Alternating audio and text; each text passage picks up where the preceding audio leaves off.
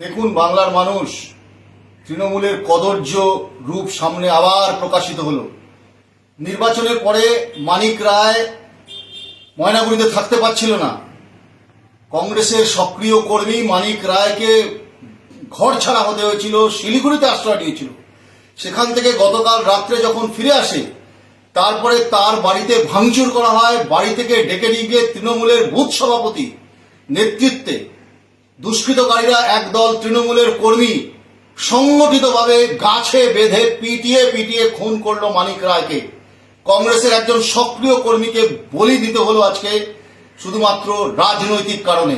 এই হচ্ছে বাংলা, এটা হচ্ছে মুখ্যমন্ত্রীর জিঘাংসার বাংলা, এটা হচ্ছে পশ্চিমবাংলার তৃণমূল কংগ্রেস পরিচালিত সরকার, যেখানে বিরোধিতা করলে, বিরোধী স্বর থাকলে তাকে পিটিয়ে পিটিয়ে খুন হতে হয়।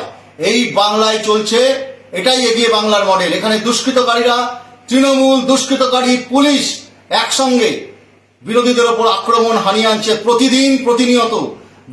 গত কয়েক বছর ধরে কংগ্রেস কর্মীদের খুন হতে হচ্ছে, নির্যাতিত হতে হচ্ছে, পিটিয়ে মারা হচ্ছে, বাড়ি ঘর দোর সম্পত্তি জ্বালিয়ে দেওয়া হচ্ছে।